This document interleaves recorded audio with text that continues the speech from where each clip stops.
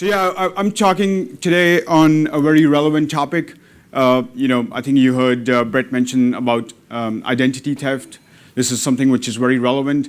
And what surprises me is that I've been in the industry for almost 12 or 13 years. And this has been a prevalent problem continuously. And there's evolvement in there.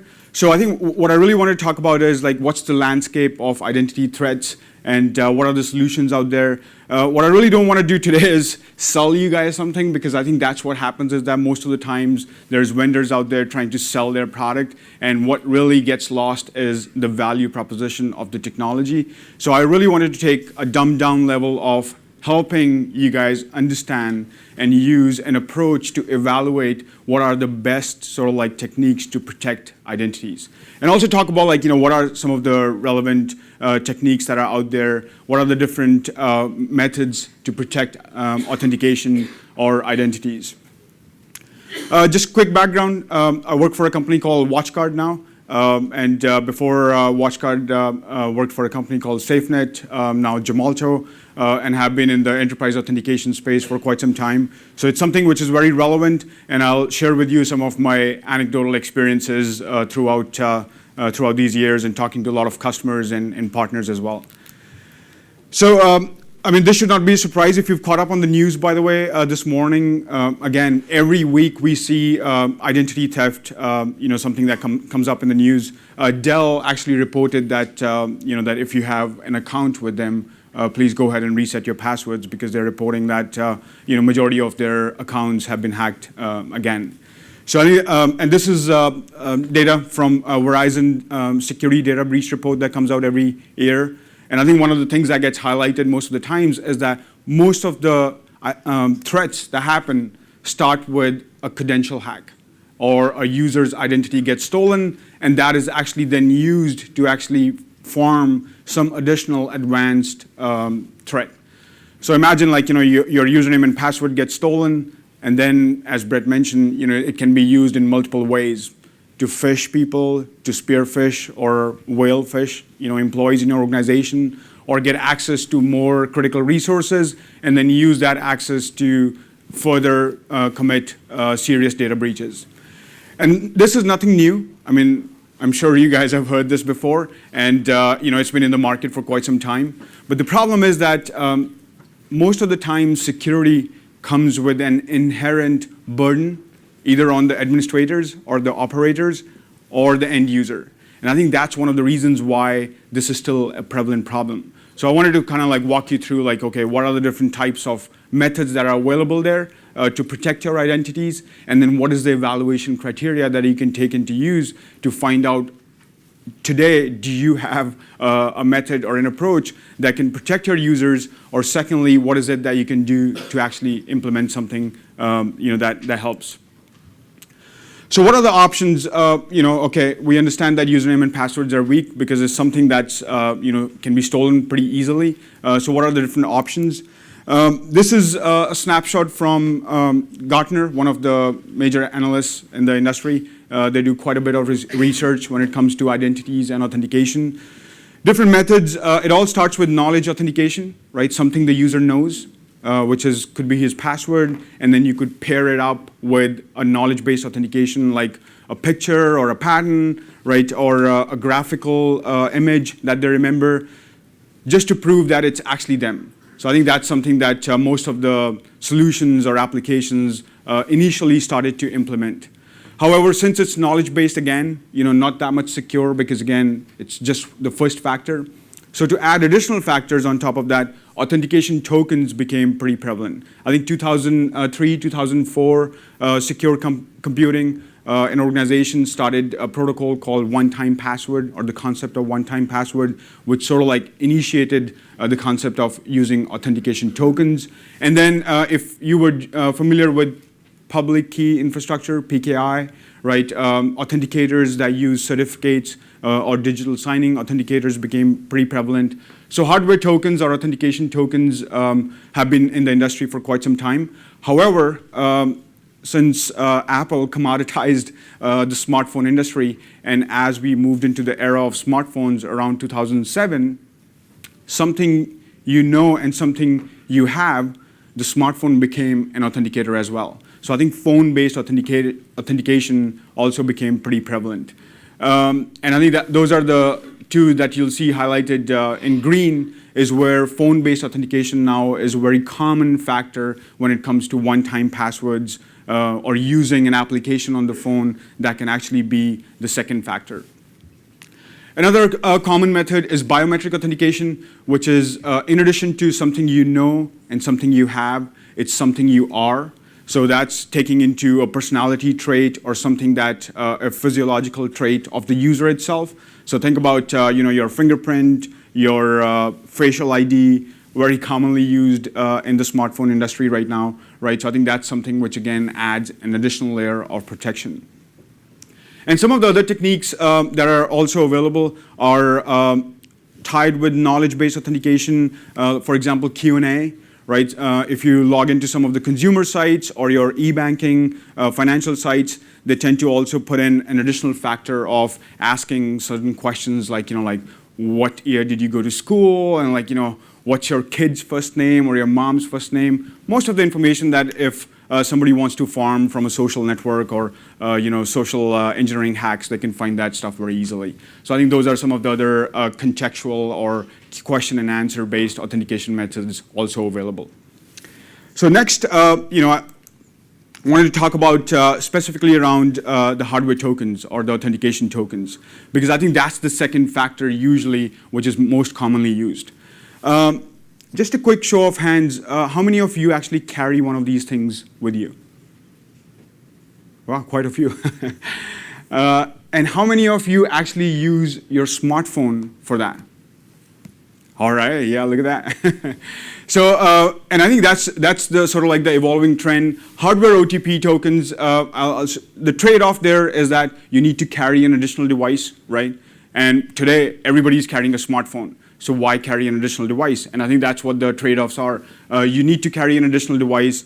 They're expensive. They're hard to distribute. And then the most important problem, talking from self-experience, is that the help desk for your users once you deploy this is an absolute nightmare, right? So it's sort of like the cost, and I'll talk about that in the evaluation criteria as well, is that's where the evaluation criteria needs to be taken into place, is that what is important for you? The trifecta of security, user experience, and cost. So hardware tokens definitely add to security, but then also increase the cost.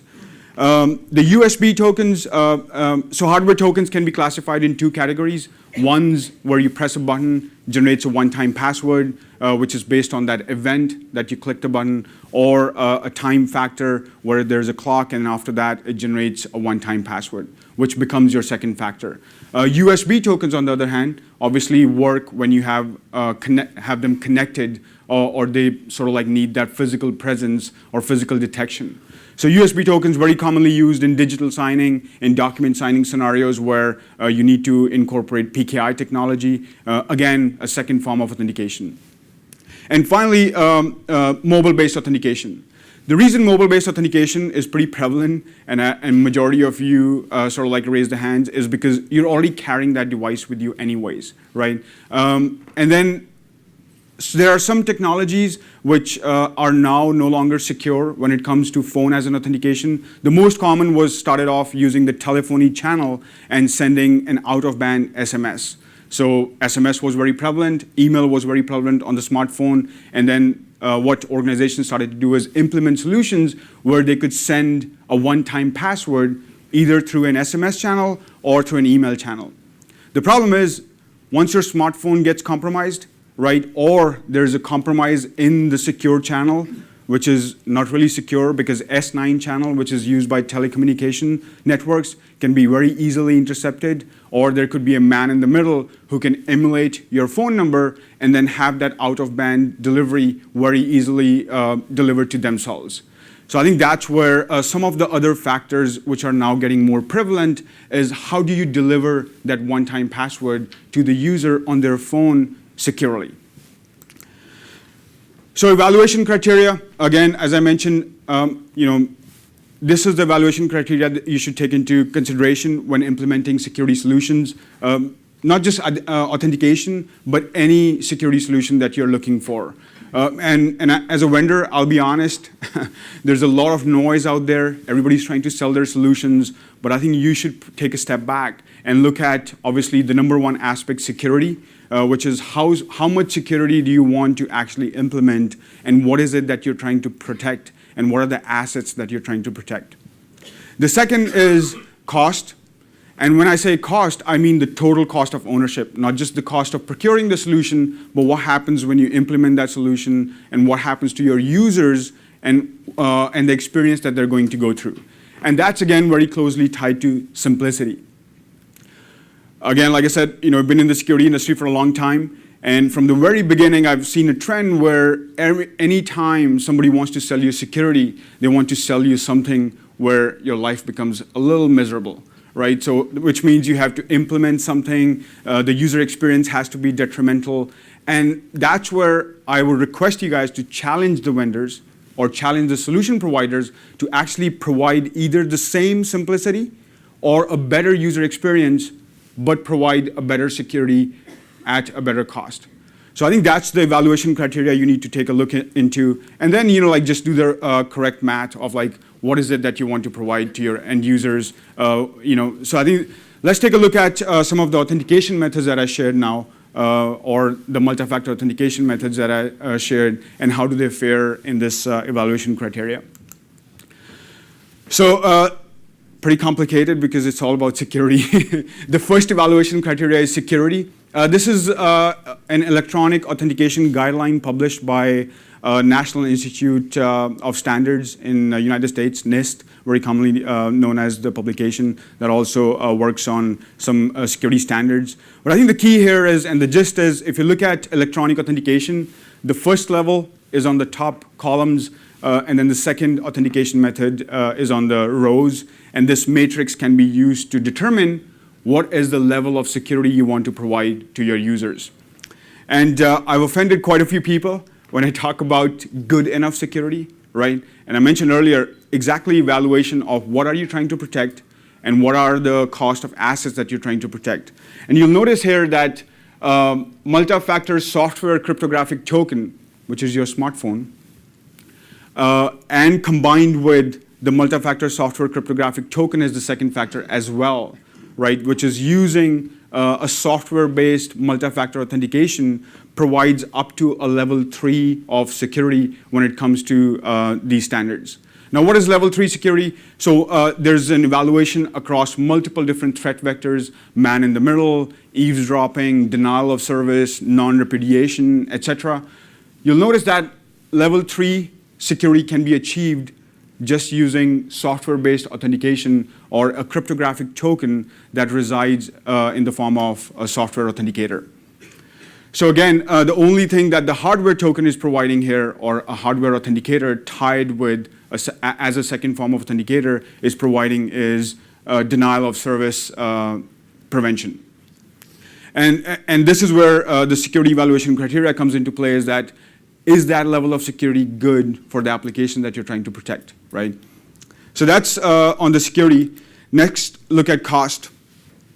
So I like to share sort of like the total cost of ownership when it comes to implementing security. It's not just what you see when you buy the solution, which is the licensing cost, the procurement cost, or how much the solution costs when you're buying it from the vendor. But try to look at the hidden costs as well, which is how soon can you implement that solution, and how easy it is to actually bring it to market with your solutions or with your users that you're trying to implement that solution on. What are the aspects related to performance or resilience or service availability to your users? I think those are some of the hidden costs that you need to take into consideration, and then sort of like evaluate that what will be the cost of implementing that solution. And finally is user experience. Everybody is carrying a device already, which is phones. So phone as an authentication will definitely continue to evolve. Some of the statistics from Gartner here, again, by 2019 or the end of 2019, they predict that 50% of organizations will actually use phone as an authentication. And one of the very common ways of delivering delivering anything to the phone now with a secure channel is what is called push-based authentication. And the reason is because push is something which is cryptographically signed from the sender as well as the receiver. So unlike SMS or email OTP, which does not rely on that signature or that trust, push-based authentication is becoming very relevant. So I think that's something that definitely take into consideration. And then one of the other things I want to tie to that is that through 2019, enterprises will actually transition over from traditional authentication methods like SMS, et cetera, over to push-based authentication. So just to close out, multi-factor authentication is important to protect authentication, but it needs to be completely hassle-free. So when you talk about hassle-free, definitely does not need to be hard to manage. It should be absolutely easy. One of the terms I use consistently is automation. Look for automation when it comes to deploying authentication, when it comes to managing authentication for your users. And then one of the other key criteria in authentication is the coverage. Right? So when you talk about corporate identities or even end user consumer identities, the application that you're trying to protect and the scale of those coverage of those application integrations is important as well. And finally, cloud is becoming very relevant, right? I don't need to preach you on software as a service. Look for solutions that can be deployed from the cloud and to the cloud. So that eliminates the upfront cost of managing expensive infrastructure, worrying about performance and resilience. So that's something that definitely helps in making authentication easier and hassle-free. So this is the perfect balance. We do have a solution which is called WatchGuard AuthPoint, which sort of like covers the perfect balance of security, cost, and simplicity. So if you want to know more, come visit our booth. We are here with our platinum partners who are a managed security service provider in Europe. We'll be happy to talk to you more about that.